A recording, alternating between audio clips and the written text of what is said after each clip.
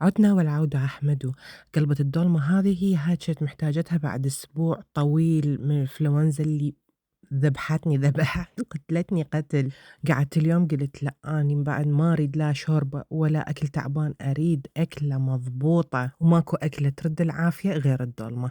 صحيح ما جبت كل المكونات، بس هل متوفر عندي. سويت من عنده ألذ دولمة. هنا استعملت كيلو تمن وحطيت عليه 3 طماطايات حجم كبير، ومعدنوس أو بقدونس، واللب مال البصل اللي أنا فلسته استعملته كله، حطيته بالحشوة، وحطيت فوقه اللحم هذا شوية أقل من الكيلو، وهنا راس ثوم كامل. لا حد يقول لي هواية، ترى تنطي نكهة خرافية، وما تحسون إنه أكو يعني نكهة كلش قوية للثوم، بالعكس.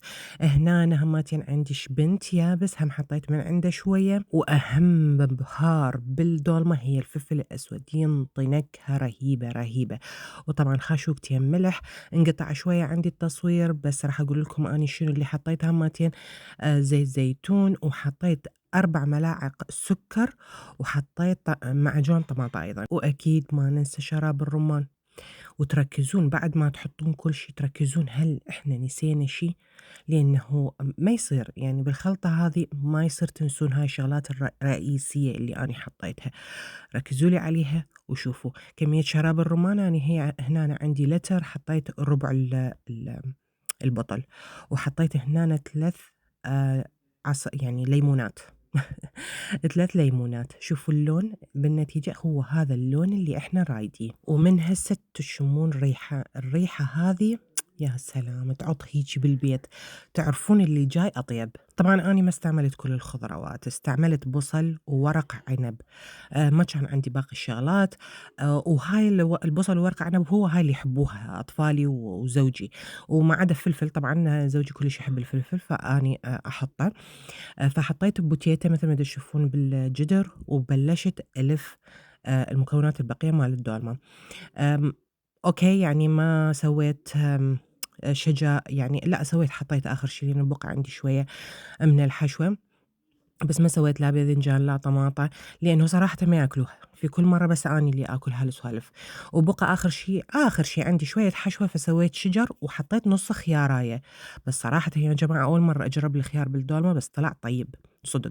المهم حطيت جدر الدولمة على النار، وأول ما يبدي يتبخر تحسون قام يبقبق، نحط عليه الخليط. الخليط هذا شنو هو؟ عبارة عن معجون ومي وليمون وشوية شراب رمان. المكونات اللي شفتوها هذه تسوي الدولمة حامضة. أما إذا أنتم تريدوها يعني مو كلش حامضة، لأنه هي صدق طلعت حامضة حامضة. إذا ما تريدوها حامضة حامضة، فقللوا من الليمون وشراب الرمان للنص كمية. ونسيت طبعا أقول لكم إنه اللحم ضروري يكون دهين، لا تجيبوه قليل الدسم. وطبعا يعني اللي على أصوله على أصوله إنه تقطعون اللحم بإيديكم واللي بإيديكم، وطبعا الضلوع هماتين مهمة. بس هذا ما يمنع إنه بهالطريقة هذا يطلع رهيب. فمثل ما شفتوا حطيت الجدرين على النار، وأني ما أحب الجدر الدولمة أترسه كلش، فلذلك أسوي دائما جدرين. ليش؟ على مود تاخذ راحتها بالطبخ، وعلى مود همتين لا توسخ لي الطباخ وتوسخ لي الجدورة، ما أحب هاي الهوسة تصير. فحطيتهن على النار وعفتها إلى أن بلشت تبقبق والبخار بلش يطلع من عندها. بعدين حطيت عليها السائل أو الخلطة اللي إحنا سويناها. بعدها ما أشوف المستوى مال السائل أحب يكون شوية مغطيها، وشفت إنه كمية الصلصة خلاص كافي ما أريد أكثر، وحطيت فوقها الماعون على مود يكبسها، وأيضًا ضفت عليها مَي. بعدين على نُص الطبخة يعني تركتها تنطبخ، وبعدين على نُص الطبخة حطيت عليها أيضًا قلاص مَي. ليش؟ لأنه ما أريدها تكون ناشفة، هذا ذوقي وإحنا نحبها بهالشكل هذا، ما نريدها تكون ناشفة، نريدها بالنهاية تبقى شوية سائل بيها. أخذت 2.5 ساعات على النار، وبعدين أطفيها وأتركها على الطباخ يعني 10 دقايق ربع ساعة، ما أستعجل على قلبتها. وطبعًا ما نسيت الخبز، لأنه هي هاي العركة تصير على هاي الخبزايات. وقلبت جدر الدولمة مثل ما تشوفون على الصينية، لازم تجيبون في الصينية كبيرة هيك هماتين على مود. قلت لكم ما أحب الهوسة، ما أحب الوساخة والهوسة، فلذلك أجيب صينية كبيرة على مود الدولمة تاخذ راحتها، وافرشها على كيفها.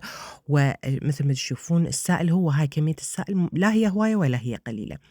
الخبزاية كلها تشربت بهذه النكهات، ما أحكي لكم، حطيت الجدر الله خماتين ورتبته فوقهن، وشوفوا المنظر. هذا الفلفل يا جماعة فاجأني إنه كلش طيب، أطيب من الفلفل العادي. أباوع على المنظر وأقول روحي عاشت إيدش رسل ألف مرة، يعني هاي أنتو مريضة تسوين هيك لعد لو صح شلون؟ وأقسم بالله أتمنى لو تذوقوها وياي، أتمنى كلكم أنتو اللي هسه حتعلقوا لي وتسووا لي لايك، أتمنى كلكم تذوقوها وياي، وإن شاء الله إن شاء الله في يوم أسويها. شكرا لكل اللي دعوا لي بالشفاء، يا ربي ما يمس بدنكم المرض. أحبكم كلكم وأحب تعليقاتكم الحلوة. باي.